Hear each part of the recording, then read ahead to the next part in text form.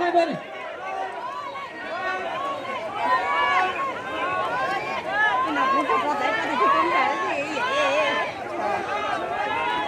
Có chữa cũng nên cho chị.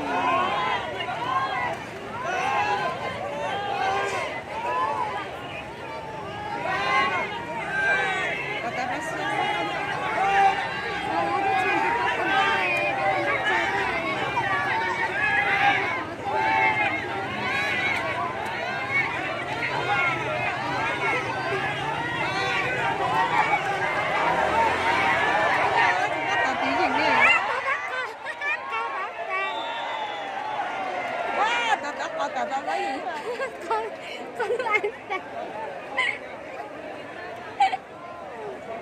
thì anh ở bên của nó có cho nó tới biết không? Tao nó thấy tao nó suy nghĩ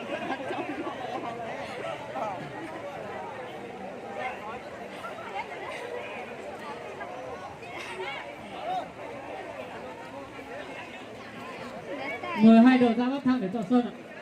Thằng thằng nào nè, đúng nào.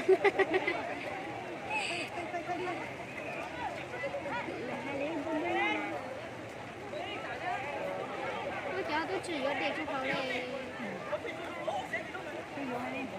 Để không phải có bị ô bế với nó cũng không khó. Thế họ để. Ô lên nhá. Đây à, phải copy nhá, copy được rồi. Ban tổ chức đề nghị khán giả dịch sang hai bên xa để tiện theo dõi. Số đề trắng đi đi hai lên. Số đề trắng đi sang hai lên.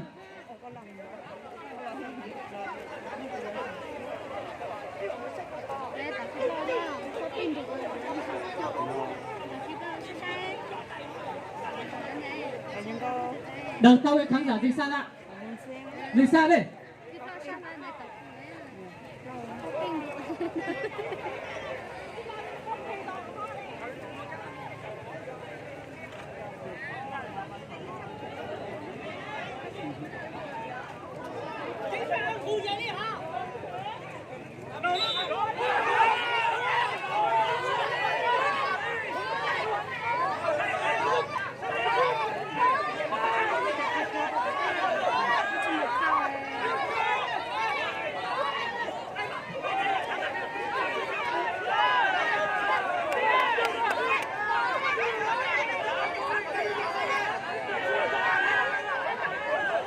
Khán giả gì sao đây?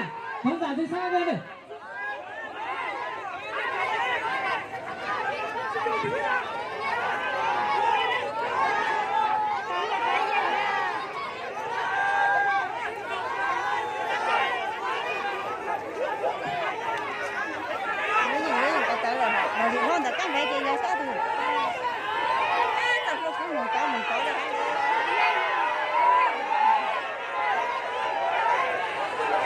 Khán giả đằng sau dịch sang hai bên nhá. Dịch sang hai bên này. Chú tìm cái gì?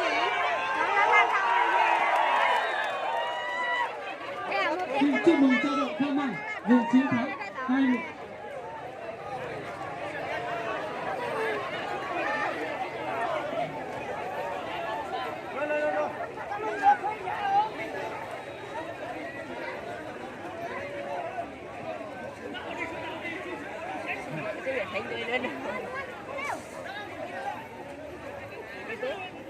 Tôi nghĩ mẹ chú đã chơi bây giờ buồn lắm không phải gặp nữa.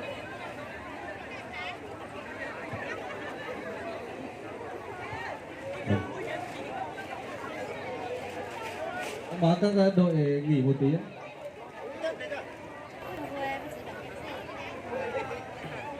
Cái đó thằng kia tới dừng á, thầy thả tới dừng á chị thằng á. Cái này. Hả? Trùng cái rồi. Là trùng cái mà. Cái dừng á. Dừng á rồi. Dừng á rồi.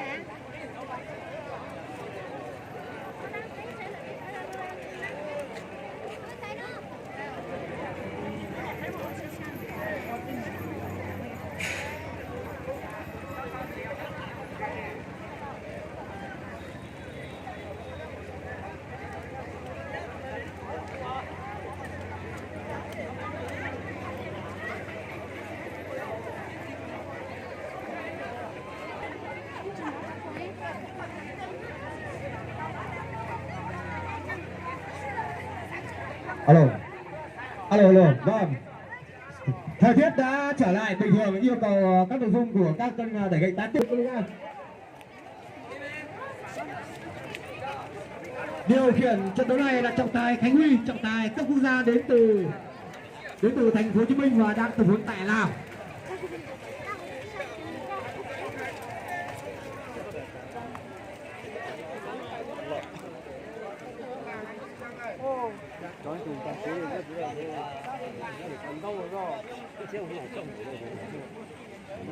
Hai anh em Lã Làng và Lã Lồng của xã La Trải mà thi đấu.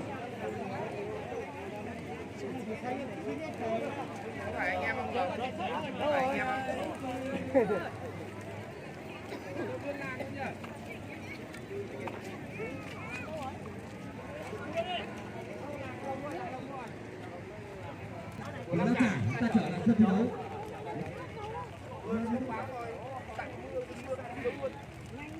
Chở 3 phút nữa bằng cái đó là em thắng luôn.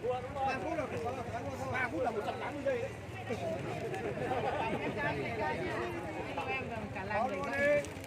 Vâng,